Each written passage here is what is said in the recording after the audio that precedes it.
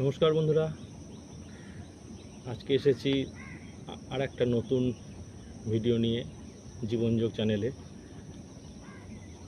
যে ভিডিওটা আপনাদের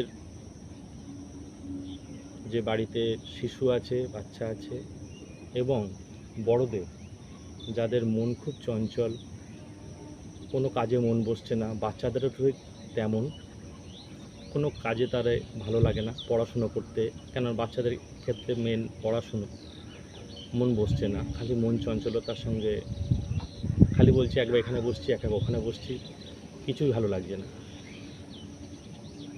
আর বড়দের ক্ষেত্রে ঠিক তাই। কিছু কিছু কাজ আছে, যেমন মুখ দিয়ে বেরিয়ে গেলে সেটা ফিরে আসে না, ঝগড়া, অশান্তি, এর আগের মাথায় অনেক কিছু বলে ফেলে, তারপরে সে আফসোস করে। কিন্তু এই যোগাটা করলে মন স্থির হবে এবং মনকে সঠিক পথে চালনা করানো যাবে।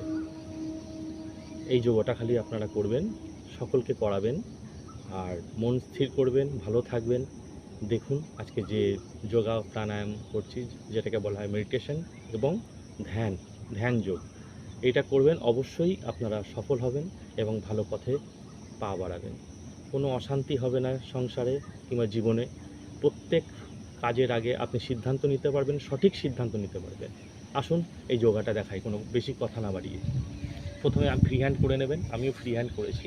ফ্রি হ্যান্ড করে নেওয়ার পর আপনি যোগাটা শুরু করবেন। দেখুন, এটা একদম সহজ পদ্ধতি।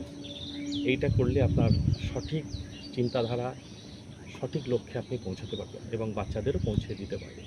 এটাকে এক রকম বলে যোগা, প্রাণায়াম এবং ধ্যান, আর ইংরাজিতে বলে মেডিটেশন। এটা অবশ্যই করাবে, আসুন করি। দেখুন, এইভাবে বসবেন পদ্মাসনে, বসে হাত থেকে সোজা রাখবেন, রেখে নিঃশ্বাসটা নর্মাল নেবেন। যেমন ধরুন, উদাহরণস্বরূপ নেবেন 12 সেকেন্ড, ছাড়বেন আস্তে আস্তে, মানে 14 সেকেন্ড। দেখুন কিভাবে আমি করছি।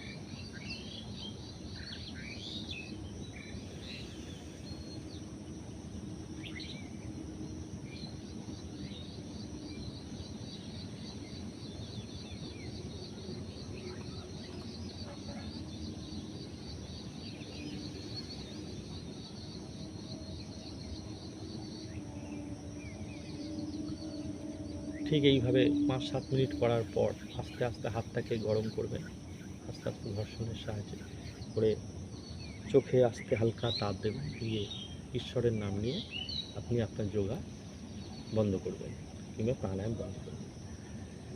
এটাতে আপনি ফল ভালো অবশ্য পাবেন বন্ধুরা। ভালো বলতে যোগার ফলের তো কোনো রকম বিকল্প রাস্তা কিছু নেই, যোগা যোগাই হয়। আপনি করে দেখুন, অবশ্যই ফল পাবেন, আর ভালো ফল পাবেন।